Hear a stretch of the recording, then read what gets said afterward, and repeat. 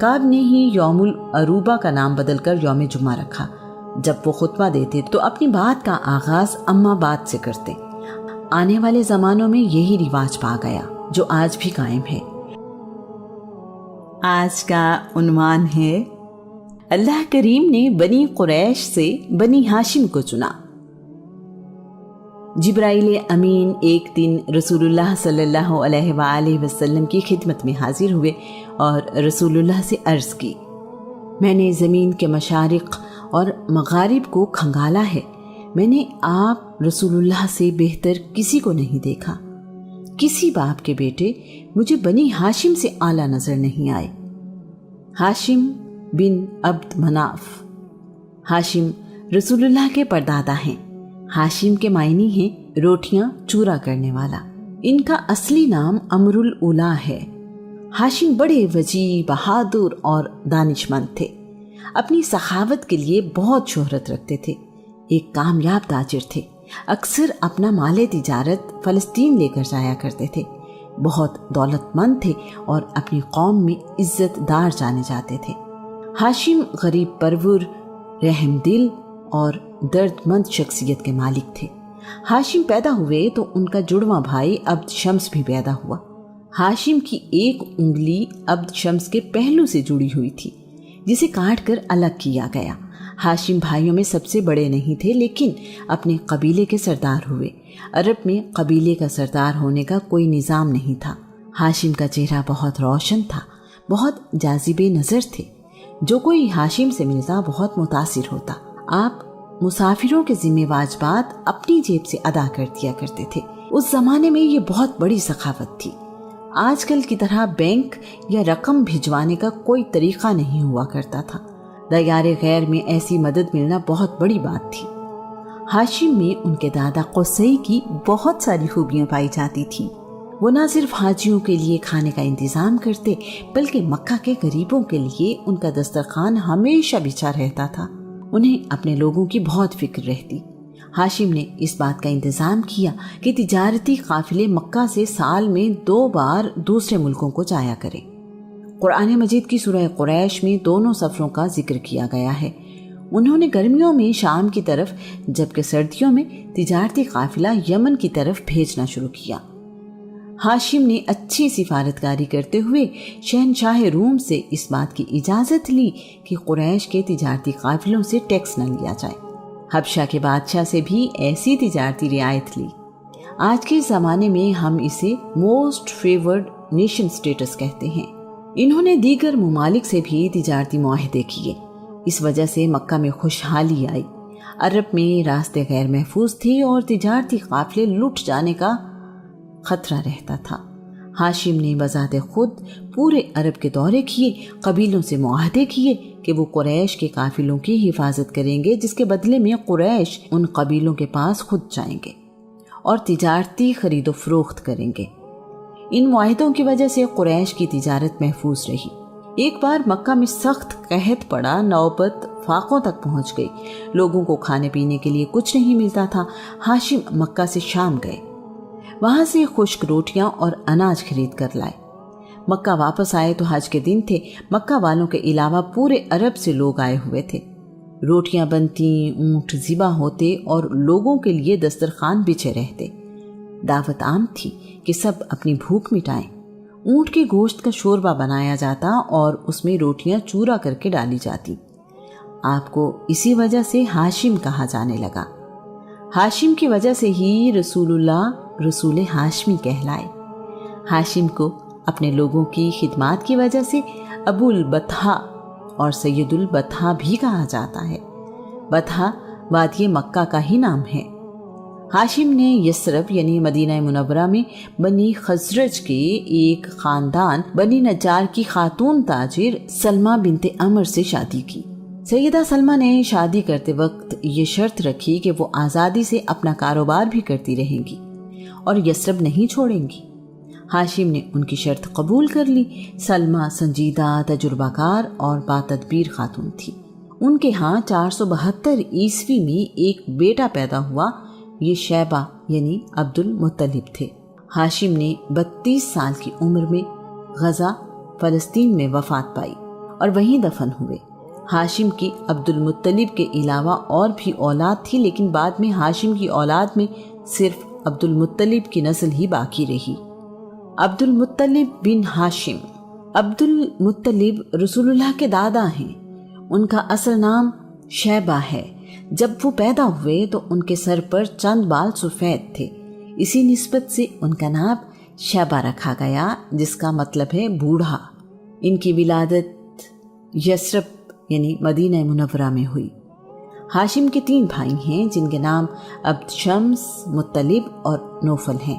عبد شمس اپنے کاروبار کے سلسلے میں زیادہ تر یمن اور ملک شام میں رہا کرتے تھے، جبکہ نوفل تجارت کے لیے زیادہ وقت عراق میں گزارا کرتے تھے۔ ہاشم کی وفات کے بعد ان کے بھائی مطلب بن عبد مناف قبیلے کے سردار بنے۔ شیبہ اور ان کی والدہ سلمہ یثرب میں ہی رہنے لگے۔ اس دوران 8 سال کا عرصہ گزر گیا۔ قبیلہ بنی حارث بن عبد مناف سے تعلق رکھنے والے ثابت بن منذر یعنی شاعر رسول حسان بن ثابت کے والد نے دیکھا کہ نہایت خوبصورت اور جاذب نظر بچہ تیر اندازی کر رہا ہے۔ جب اس کا تیر نشانے پر جا کر لگتا تو فخریہ کہتا ہے، میں ہاشم کا بیٹا ہوں، بطحا کے سردار کا بیٹا۔ مکہ جا کر ثابت بن منذر اپنے دوست مطلب سے ملے اور ساری بات انہیں بتائی، ساتھ ہی کہا یہ مناسب نہیں کہ ہاشم کا بیٹا غریب الوطنی میں زندگی گزارے، اسے جا کر اپنے وطن واپس لائیے تاکہ وہ بھی اپنے باپ دادا کی زمین اور خاندان میں پلے بڑھے۔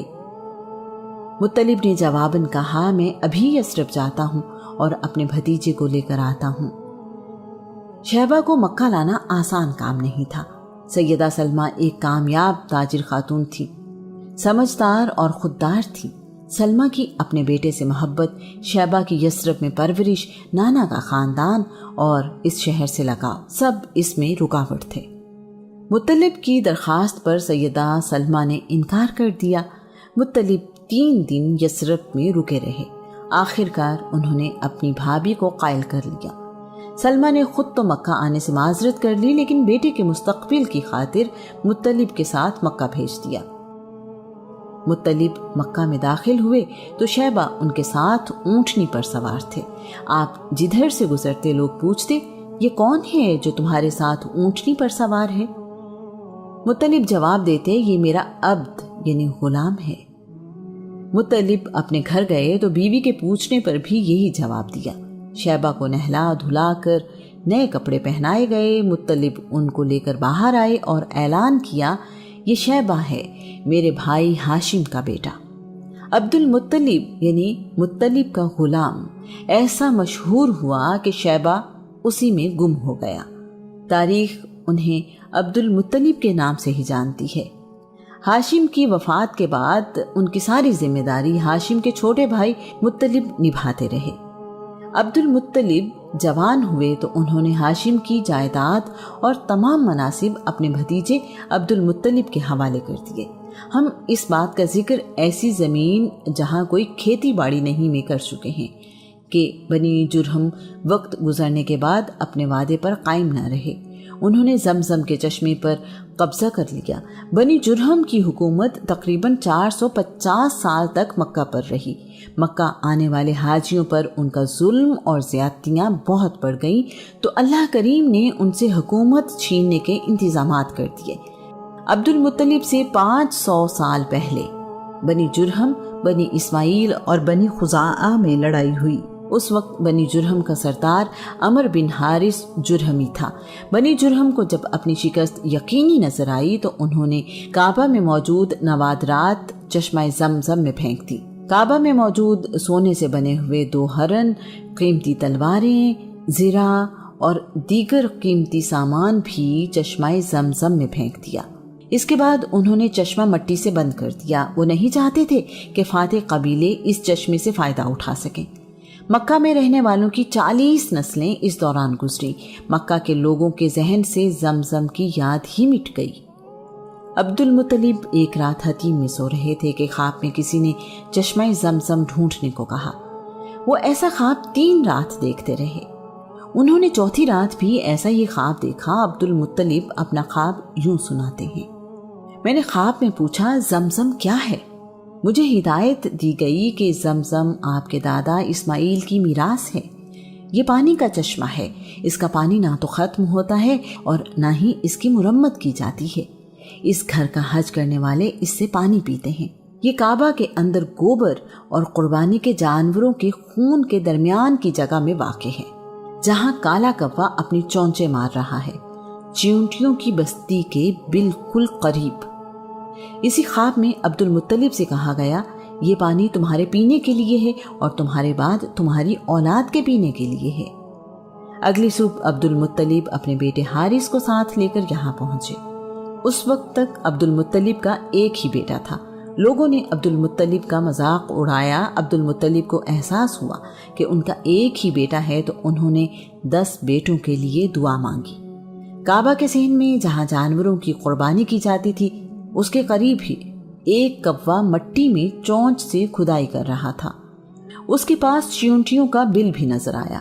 کھدائی کرنے کے لیے کدال ان کے پاس تھی۔ یہ کوئی آسان کام نہیں تھا۔ مکہ کے لوگ اس بات کے مخالف تھے، انہیں یہ سب بیت اللہ کی بے حرمتی لگتا تھا۔ عبد المطلب نے کسی کی پرواہ نہ کی اور اپنے بیٹے کے ساتھ کھدائی شروع کر دی۔ نرم مٹی ختم ہوتے ہی یہ کام اور بھی مشکل نظر آنے لگا۔ ایسا لگتا تھا کہ یہ کوشش بے معنی ہے۔ جب کھدائی کافی گہرائی تک ہو چکی تو پانی کی وجہ سے زمین کی سطح گیلی نظر آئی۔ قریش کے باقی قبیلے کامیابی قریب دیکھتے ہوئے مطالبہ کرنے لگے کہ پانی کا کنواں ہم سب کے باپ کا ہے، اس میں ہمیں حصہ دیا جائے۔ عبد المطلب نے صاف انکار کر دیا۔ انہوں نے کہا یہ اللہ کا مجھ پر انعام ہے، میں کسی اور کو اس میں شریک نہیں کروں گا۔ جھگڑا زیادہ بڑھا تو طے پایا کہ ہم کسی سے فیصلہ کروا لیتے ہیں۔ لڑائی سے بچنے کا واحد راستہ یہی تھا۔ قبیلہ بنی سعد بن حزیم کی کاہنہ کو حکم بنایا گیا۔ وہ ملک شام کی سرحد کے قریب رہتی تھی۔ اس تک پہنچنے کے لیے ایک لمبا اور صبر آزما سفر تھا۔ عبد المطلب اور قریش کے باقی قبیلوں کے نمائندے اس سفر پر نکل پڑے۔ 20 لوگ عبد المطلب کے ساتھ اور 20 لوگ دوسرے فریق کے ساتھ تھے۔ اس قافلے میں 40 لوگ شامل تھے۔ راستے میں عبد المطلب اور ان کے ساتھیوں کا پانی کا ذخیرہ ختم ہو گیا۔ پیاس نے تنگ کیا تو دوسرے فریق سے پانی مانگا۔ انہوں نے پانی دینے سے انکار کر دیا۔ یہ بڑی ہی پریشان کن صورتحال تھی۔ پیاس کی شدت موسم کی وجہ سے بہت زیادہ تھی۔ سفر جاری رہا۔ کچھ دیر بعد دوسرے فریق کا پانی کا ذخیرہ بھی ختم ہو گیا۔ اب صحرا میں زندگی کی امید نہ ہونے کے برابر تھی۔ وہی قیام کیا گیا۔ اگلی صبح جب سفر کے لیے اونٹوں کو اٹھایا گیا تو عجیب ماجرا ہوا۔ عبد المطلب کے اونٹ کے پاؤں کے نیچے سے پانی کا چشمہ ابل پڑا۔ سب حیران تھے کہ صحرا میں پانی کا چشمہ۔ عبد المطلب اور ان کے ساتھیوں نے اپنی پیاس بجھائی۔ باقی راستہ طے کرنے کے لیے اپنے مشکیزے بھر لیے۔ عبد المطلب نے دوسرے فریق کو بھی پانی پینے اور ذخیرہ کرنے کی اجازت دی۔ پانی پینے اور ذخیرہ کر لینے کے بعد دوسرے فریق نے کہا عبد المطلب اب آگے جانے کی ضرورت نہیں۔ اگر اللہ تمہیں اس صحرا میں پانی کا چشمہ عطا کر سکتا ہے تو زمزم پر ہمارا دعویٰ درست نہیں، ہم اپنا دعویٰ واپس لیتے ہیں۔ تمام لوگ یہاں سے مکہ واپس آ گئے۔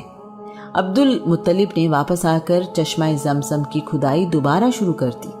چشمہ ظاہر ہو گیا تو ایک نئے جھگڑے نے سر اٹھا لیا۔ اس چشمے سے ملنے والے نوادرات، تلواریں اور سونے کے ہرن اب لڑائی کی وجہ تھے۔ فیصلہ ہوا کہ فریقین کے درمیان فال نکالی جائے۔ فال میں جو فیصلہ ہو وہ سب کو منظور ہوگا۔ کعبہ کے فال نکالنے والے کو یہ ذمہ داری دی گئی۔ تیروں پر کعبہ، عبد المطلب اور دوسرے قبیلے لکھ دیے گئے۔ زرد رنگ کے 2 تیر کعبے کے لیے، سیاہ رنگ کے 2 تیر عبد المطلب کے لیے اور سفید رنگ کے 2 تیر قریش کے لیے تھے۔ کعبہ کے لیے فال نکالی گئی تو فال سونے کے ہرنوں پر نکلی۔ سونے سے بنے ہوئے ہرن کعبہ کی ملکیت ہو گئے۔ باقی قوم کے لیے فال نکالی گئی تو تیر خالی نکلے۔ عبد المطلب کے لیے فال نکالی گئی تو نواد رات پر نکلی۔ عبد المطلب نے سونے سے بنے ہوئے ہرن پگھلا کر اسے کعبہ کا دروازہ بنوایا۔ یہ پہلا موقع تھا کہ کعبہ کا دروازہ سونے سے بنایا گیا۔ عبد المطلب پہلے شخص تھے جو مکہ سے 5 کلومیٹر دور غار حرا میں جا کر عبادت کرنے لگے۔ آپ ماہ رمضان کا چاند نظر آتے ہی غار حرا میں تشریف لے جاتے، سارا مہینہ عبادت اور تنہائی میں گزارتے تھے۔ عبد المطلب بھی حنیف یعنی ایک خدا کی عبادت کرنے والے تھے۔ عبد المطلب بہت سخی تھے، ان کی دعا رد نہیں ہوتی تھی۔ عبد المطلب کا چہرہ بڑا روشن اور نورانی تھا۔ جب قریش کو قحط سالی کا خطرہ ہوتا تو عبد المطلب کے وسیلے سے بارش کی دعا مانگا کرتے، اللہ کریم بارش عنایت فرماتا۔ آپ کے چہرے سے خیر اور برکت نمایاں تھی، ان کے جسم سے خوشبو آیا کرتی تھی۔ عبد المطلب دراز قد اور خوبصورت رنگ و روپ کے مالک تھے۔ آپ لڑکیوں کو زندہ دفن کرنے والوں کو سختی سے روکتے، آپ چور کے ہاتھ کاٹ دیتے تھے۔ عبد المطلب ایک روبدار شخصیت کے مالک تھے۔ عرب کے بڑے بڑے سردار ان کے سامنے باادب رہا کرتے تھے۔ آپ نے ہی یمن سے واپس آ کر مکہ والوں کو سفید بالوں کو رنگ کرنے کا طریقہ سکھایا۔ عبد المطلب نے چشمہ زمزم کی کھدائی کے دوران دعا مانگی، یا اللہ مجھے 10 بیٹے عطا فرما، وہ میری زندگی میں جوان بھی ہو جائیں تو میں ان میں سے ایک بیٹا تیری راہ میں قربان کروں گا۔ عبد المطلب نے 5 شادیاں کی۔ اللہ کریم نے عبد المطلب کی دعا قبول کرتے ہوئے انہیں 10 بیٹے عطا کیے۔ ان کے بیٹے ان کی زندگی میں ہی جوان ہو گئے۔ عبداللہ کی قربانی کے زمانے کے بعد عبد المطلب کے مزید 3 بیٹے پیدا ہوئے جو عباس، حمزہ اور مقوم ہیں۔